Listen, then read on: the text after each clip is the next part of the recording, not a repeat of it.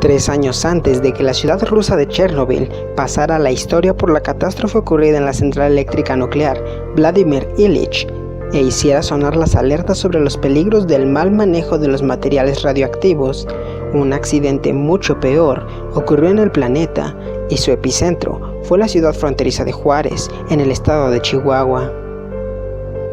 Este trágico hecho se dio como resultado de la mezcla entre la corrupción, la pobreza y la ignorancia, igual que casi todas las cosas malas que pasan en este país. El evento conocido como la catástrofe del cobalto 60 pudo ser perfectamente evitable y, tal como se descubrirían más adelante, no solo afectó terriblemente a la ciudad fronteriza, sino que se expandió a 15 estados del país de la forma más estúpida posible. Peor aún, sus efectos siguen siendo visibles hasta nuestros días. El número de víctimas ya es incuantificable y a todo el mundo le importa menos que nada. Esta es una de las historias más increíbles sucedidas en el norte del país.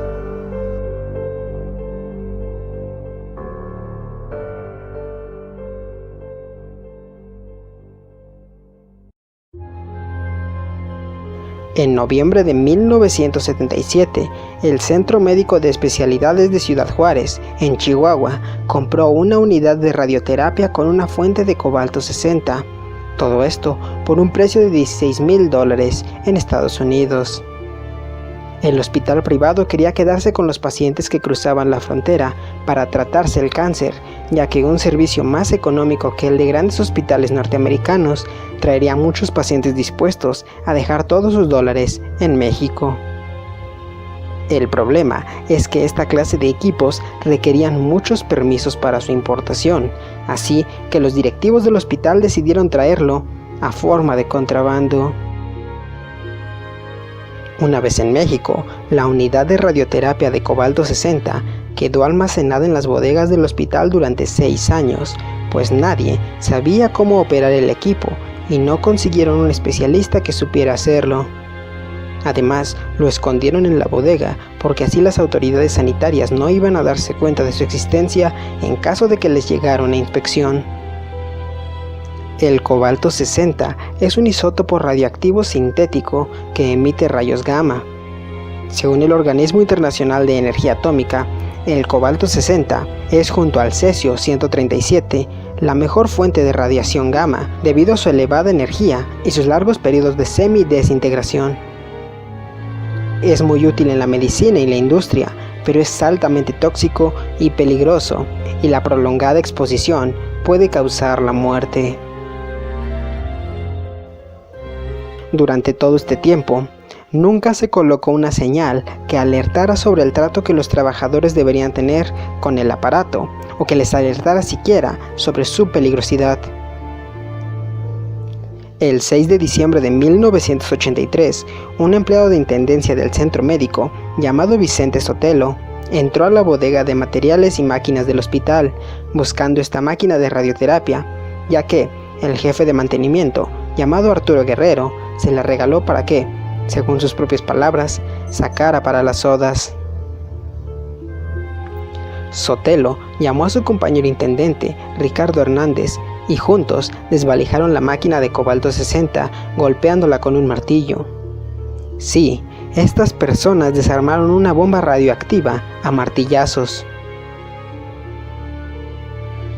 Abrieron el cabezal que contenía 100 kilos del isótopo, también a martillazos, y con este acto liberaron 6,010 cilindros de 1 por 2 milímetros que tenían una fuerza radioactiva de 1,003 curies. Para que quede claro, la cantidad necesaria para que el cuerpo humano sufra daño es de tan solo 1 curie. Sotelo y Hernández notaron que el cilindro brillaba en tonos azules y que tenían un sabor metálico en la lengua, además de que comenzó a hacer calor, a pesar de que esta labor la estaban llevando a cabo en lo que ha sido descrita como una noche fría. Nada de esto los detuvo. Subieron los fierros a una camioneta Datsun blanca, propiedad del hospital, para llevarlos a vender posteriormente al Yonke Fénix. Yonke es la forma en la que en Juárez llaman a los deshuesaderos. Ya en la camioneta rumbo al yunque, el cilindro que contenía el cobalto se rompió y desprendió gránulos de cobalto 60 que se dispersaron en el vehículo, quedando este irradiado para siempre. Durante su trayecto, fue contaminando los perdigones que saltaban a su alrededor. Llegando al deshuesadero, Sotelo cargó el cabezal con las manos, sin guantes, e inmediatamente sufrió quemaduras de segundo grado. Luego sufrió fuertes náuseas, vómito y diarrea. Nada de esto le preocupó, ni lo hizo sospechar nada, ni siquiera el hecho de que el metal brillara en tonos azules. Los dos intendentes cobraron 1,500 pesos por los fierros que vendieron, y posteriormente se marcharon.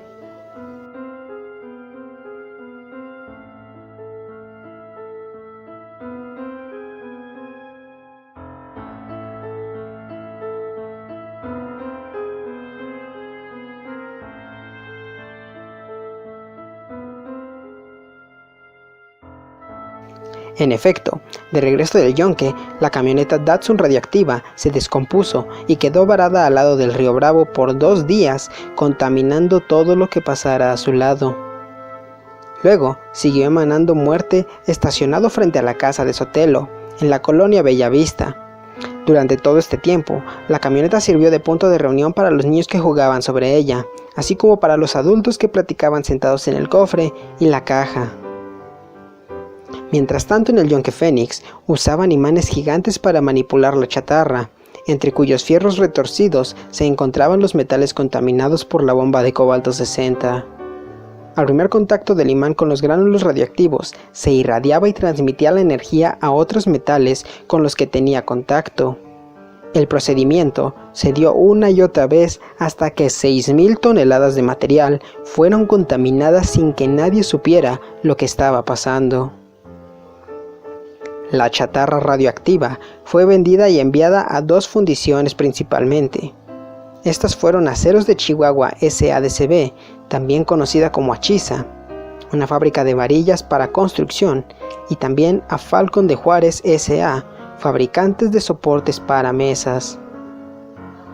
Otra parte del material contaminado se envió a las empresas Fundival de Gómez Palacio, en Durango, Alumetales de Monterrey, Nuevo León, y Duraacero en San Luis Potosí. Se calcula que se produjeron 30,000 bases para mesa y 6,600 toneladas de varilla con material contaminado que se distribuyeron a más de la mitad de los estados del país, además de que una parte también fue exportada a Estados Unidos. Para este momento, la cifra de material contaminado ya se había elevado a 20,000 toneladas. Esta cifra es hipotética y muy conservadora porque los camiones que transportaban la varilla contaminada iban y venían por todo el país, contagiando todo a su paso. Se enviaron estas varillas a Chihuahua, Sonora, Sinaloa, Baja California Norte, Baja California Sur, Coahuila, Nuevo León, San Luis Potosí, Guanajuato, Jalisco, Zacatecas, Tamaulipas, Querétaro, Durango, Hidalgo y el Estado de México. El 16 de enero de 1984, un transportista que llevaba varilla irradiada fabricada en Achisa, a Estados Unidos, se perdió en las carreteras de Nuevo México, en Estados Unidos, y al pasar por el Laboratorio Nacional de Los Álamos, el mismo donde se fabricó la bomba atómica, su carga disparó los detectores de radiactividad del laboratorio. El camión no entró a Los Álamos, simplemente pasó por allí. Después de una ardua investigación, los estadounidenses llegaron a la conclusión que había sido la varilla de Achisa la que disparó sus alarmas y notificaron a la Comisión Nacional de Seguridad Nuclear y Salvaguardias de México, quien 2 días después, el 18 de enero, ordenó a Achisa suspender la distribución de varilla fabricada hasta verificar que no se encontrara contaminada. 10 días después, el 26 de enero de 1984, el personal de la Comisión Nacional de Seguridad Nuclear detectó la camioneta Datsun abandonada con niveles de radiación de hasta 1000 roentgens por hora. Para que quede claro, esta cantidad de radiación era superior a la dosis a la que se vieron expuestos los trabajadores de Chernobyl que murieron en un mes. Ya que el vehículo se encontraba en una zona densamente poblada, fue remolcado por una grúa hasta el Parque El Chamizal, que es un sitio que frecuentan muchas familias juarenses. Las autoridades mexicanas, hábiles como siempre, protegieron a la población de la radiación, acordonando la zona y poniendo a 2 policías a resguardar que nadie se acercara.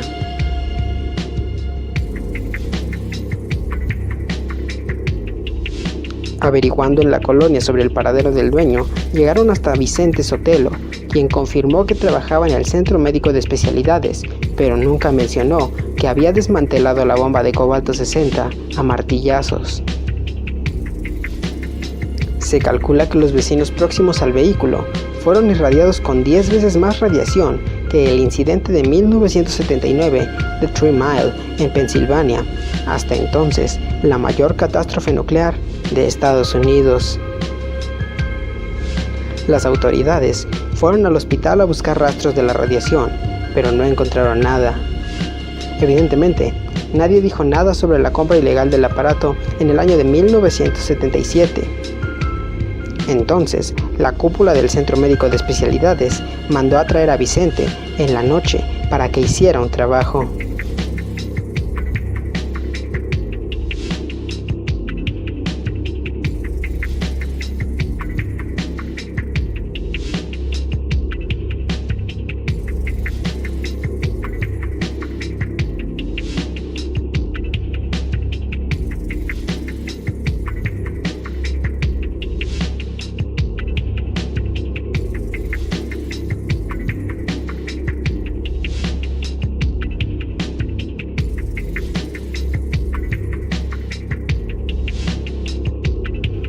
Las autoridades le hicieron a Vicente y sus vecinos análisis de sangre y comprobaron que el intendente tenía quemaduras en las plantas de los pies. Se monitorearon alrededor de 450 vecinos afectados y al principio el seguimiento se hizo de forma controlada, pero los vecinos de El Chamizal eran de bajos recursos y dejaron de ir al doctor porque solamente le sacaban la sangre. Y además, si tenían que tomar medicinas, ellos tenían que comprarlas por su cuenta. Seguramente piensan en este momento que a Sotelo le dio cáncer y murió de forma horrible. Pero aquí les va lo más curioso. Sotelo fue de los pocos en esta historia a los que no le pasó nada. Tiempo después, narró que se puso mal unos días y que fue al doctor, pero pensaron que pudo haber sido una diabetes. La corrupción paró en seco las investigaciones en México sobre la búsqueda de culpables, pero en Estados Unidos no. Los estadounidenses encontraron la factura de la máquina para terapia y se las enviaron a las autoridades mexicanas. Cuando se supo toda la historia del desmantelamiento del aparato y su venta como fierro viejo, las autoridades locales procedieron a la clausura del Yonke Fénix. Entonces, todo se puso feo de la forma más mexicana posible.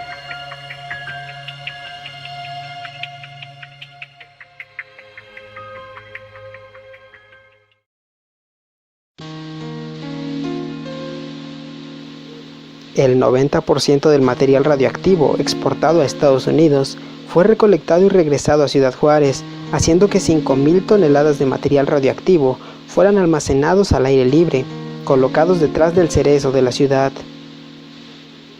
La Comisión de Salvaguardas forzó a 180 trabajadores de Achisa a recolectar la tierra radioactiva, sin más protección que palas y bolsas de plástico. Los líderes del proyecto se escondían detrás de tambos de agua para protegerse de la radiación. Nadie estaba capacitado para tratar con ella. Los trabajadores trataron de protestar con su líder sindical, pero no les hizo caso e incluso los amenazó con el despido. Como no había suficientes inspectores nucleares en el país, se improvisaron a funcionarios de la Secretaría de Salud sin conocimiento en el tema para que detectaran las radiaciones en los edificios contaminados. Los trabajadores de las fundidoras tuvieron que ir por toda la ciudad buscando el material contaminado, que incluía balines milimétricos que salieron de la bomba de cobalto. 9 meses después, solo en Chihuahua, había 20.000 toneladas de desechos radiactivos que estaban muy cerca de zonas habitadas. Finalmente, los desechos se enterraron en un lugar conocido como El Vergel, en las dunas de Salamayuca, de cuyo subsuelo se extraía agua para Ciudad Juárez, sin ninguna medida de precaución. Otra parte de la varilla se enterró en el estado de Hidalgo, el estado de México y en el estado de Sinaloa, simplemente tapados con plástico y una capa de cemento en la superficie. A corto plazo, la exposición a la radiación provocó quemaduras, vómitos, cefaleas o lesiones medulares. A largo plazo, muchos afectados sufrieron de esterilidad provisional, quemaduras internas y alteraciones en el sistema nervioso. El verdadero problema lo tuvieron quienes sufrieron exposición a largo plazo. Una menor radiación, pero constante, durante 30 o 40 años, puede provocar leucemia, anemia, cáncer, daño medular severo, cáncer de huesos y desórdenes genéticos hereditarios, explicaba el investigador de la UNAM, Cruz Zaragoza. Estas personas son las que murieron lentamente por haber construido su casa con varillas contaminadas, o por haber comprado una mesa irradiada, o por vivir cerca de donde estaban mal sepultados los fierros que Vicente y su compadre fueron a vender al yunque, simplemente para sacar para unas sodas.